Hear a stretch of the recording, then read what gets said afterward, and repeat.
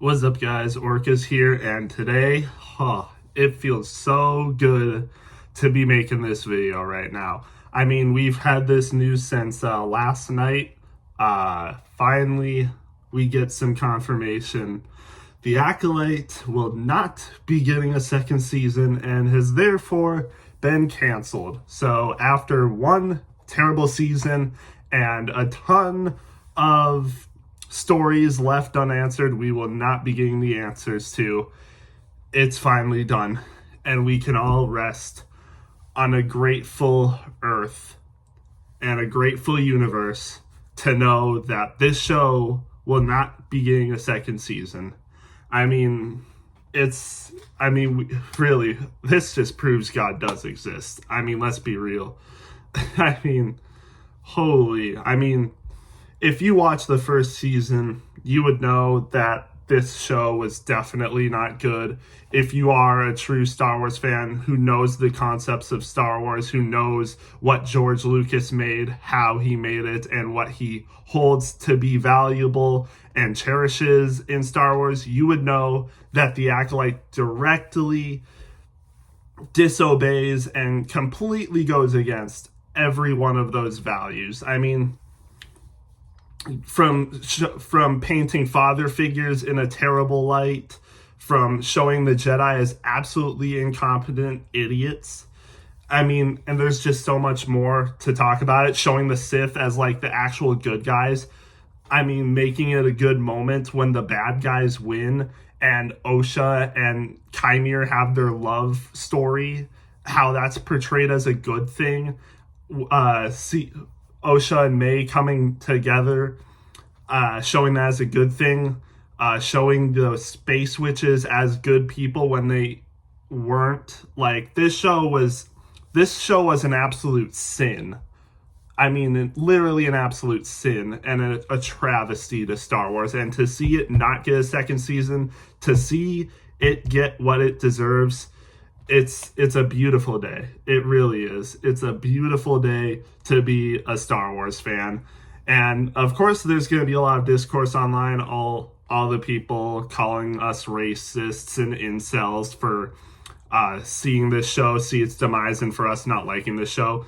To heck with them. I mean, we know that they're not true Star Wars fans. True Star Wars fans would not act like that. And it's a good day. It's a good day. What can I say? The Acolyte will not return. And you know what?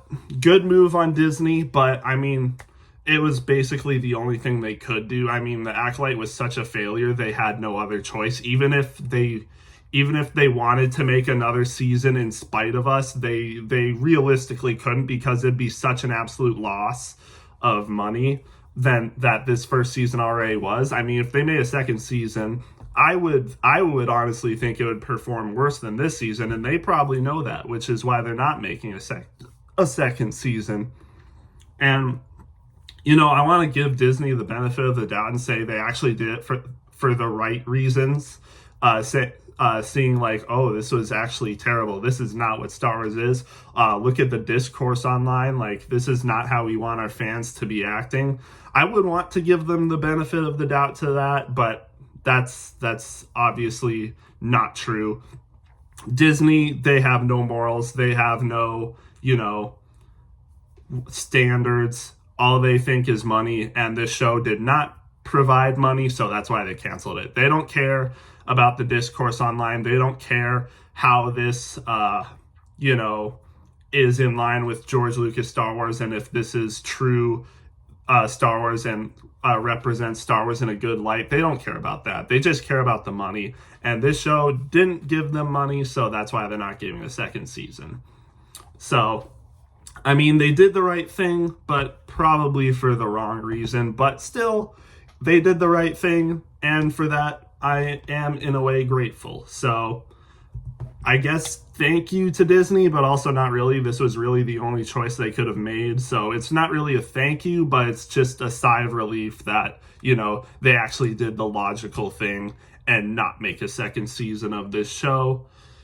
So yeah, that's, again, good news. And real Star Wars fans are rejoicing.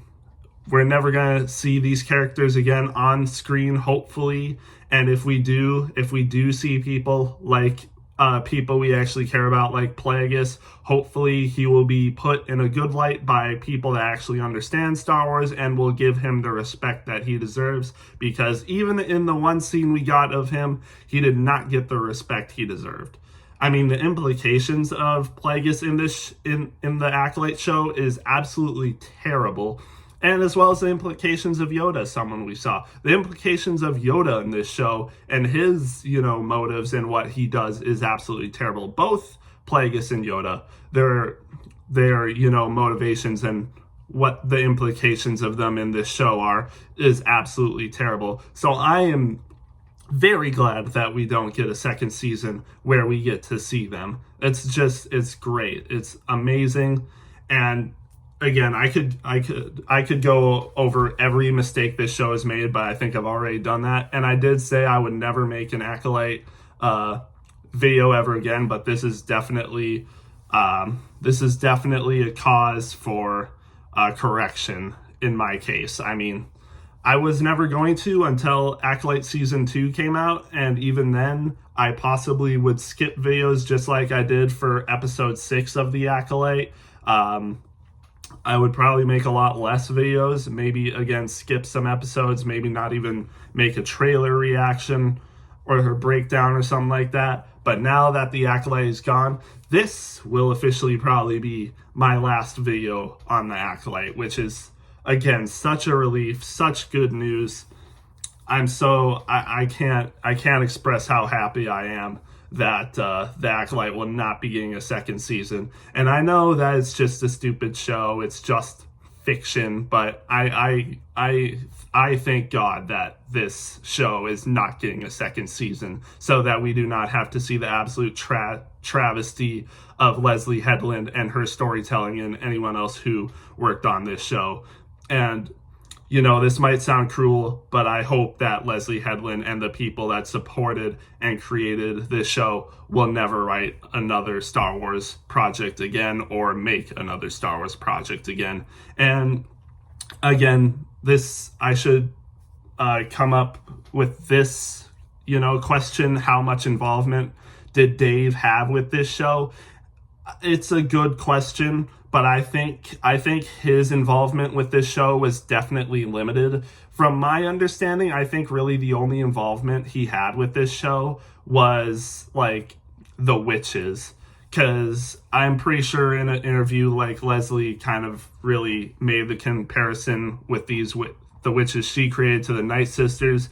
And I think she brought up Dave saying, like, oh, well, I want these witches shouldn't really be like the Night Sisters. They should be, like, completely different. So, again, I don't know how much involvement Dave had with this show, but I think it was definitely limited. And I definitely think this isn't a show he would make 100%. Certainly, he would not make this show or have deep involvement with. But, I mean, it is Dave Filoni, so it's up for question, but I mean, we'll just have to wait and see what Dave makes in the future. We got Ahsoka Season 2 coming up. We got the Mandalorian and Grogu movie with Jon Favreau.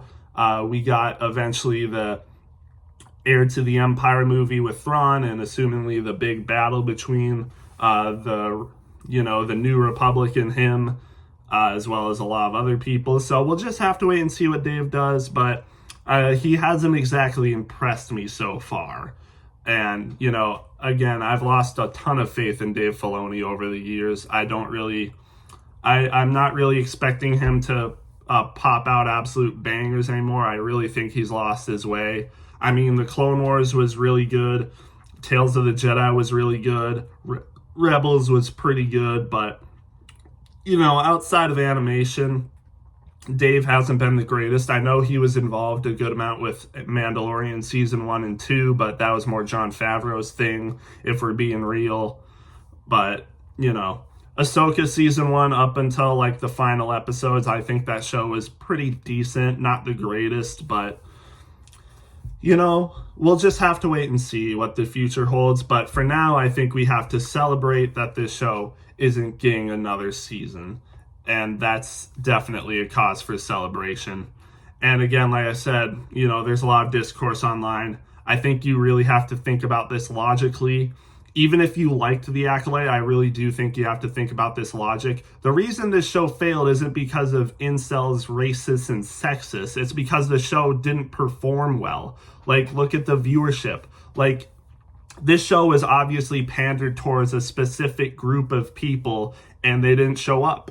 I mean, this show failed. Like, obviously, the people that were offended by the show and didn't like what it stood for left. I mean, even I didn't watch an episode of the show. I watched 7 of the 8 episodes, but even I didn't watch an episode of the show. And for a Star Wars show, for me, watching something that's Star Wars, nowadays, that is incredibly rare that I don't watch an episode of something. So that's saying something. So obviously, one group of the target audience was very turned off by the show, and then the audience that they were pandering to didn't show up and watch the show. So that's why it failed. So really, they shouldn't be blaming one side of the group that didn't watch it. They should be blaming the group that they pandered to that didn't watch it.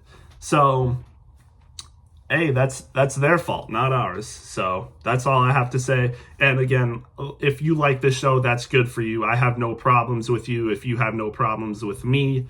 But again, I think you have to think about this logically, why the show failed. It wasn't because people were being racist and sexist. It's because the show was just bad on all levels.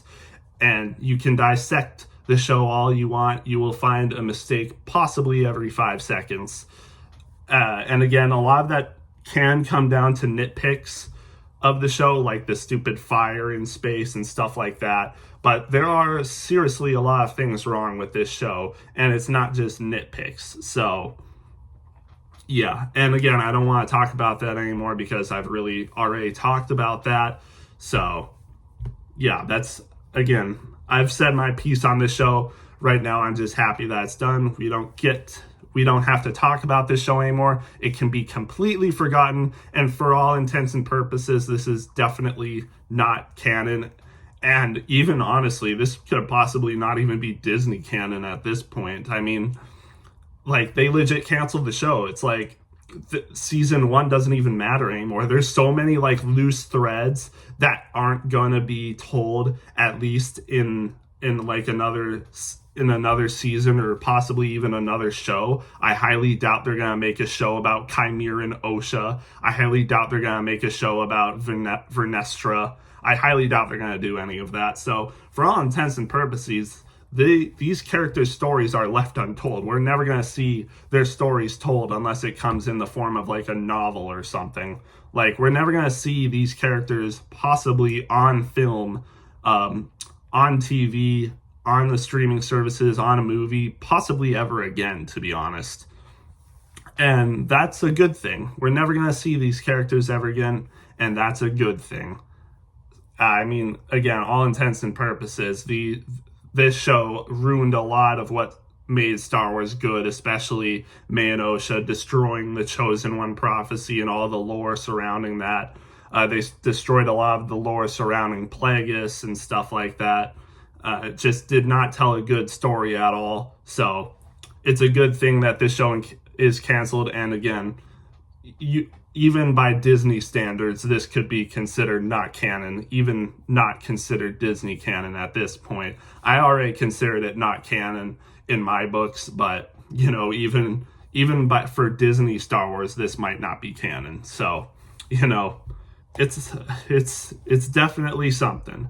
But I think I've said enough about the show. Again, very glad that this show is not getting a second season. We can forget this show ever existed. Now we're not going to be hearing anything more about this show ever again. Hopefully, it will never be revived, and it will be lost in time and forgotten. And again, very thankful for that. Other than that, there's not really much else to talk about. I never did a video on the Skeleton Crew trailer because I didn't really feel like I needed to. There wasn't really much to talk about. I mean, we didn't really see much. We just saw kind of how kids in the New Republic live. There's like this group of kids, they get lost in space, go to a different galaxy or something, and then they meet up with this one human male that knows how to use the Force, so he's technically a Jedi or something. not really much to talk about, to be honest, with that trailer. Like I said, I kind of just basically summarized everything there. So, I mean, I can't say I'm excited for the show. Someone that I know that I really look up to in Star Wars Theory, he seemed, decently excited for it, which I was kind of surprised at. I didn't expect someone like him to be excited for the show, but I guess, it kind of tugs at some like 80s heartstrings. Like, it's very much the Goonies in Star Wars, very much like an 80s, uh, whatever you call it, like an 80s adventure movie, kind of like the Goonies and stuff like that, or like, what's the movie? I think it's called Stand By Me or something, with those four boys that try to find a dead body. It's kind of like that, but, a little bit different. Again, it's basically the Goonies in space. That's basically all there is to say about it. The trailer was really nothing to gawk at. It was kind of boring, to be honest, in my opinion. I'm not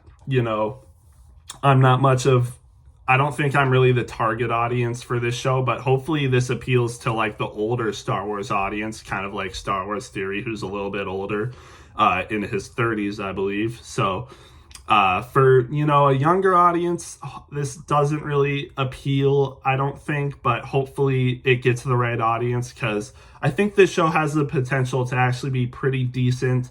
It could be, a little mid, maybe a little boring at times, but I do think that possibly the right audience might enjoy this. And, Jon Favreau and Dave Filoni are pretty involved with this show, as it does take place in the New Republic era, where the Mandalorian resides. So it takes place during that time.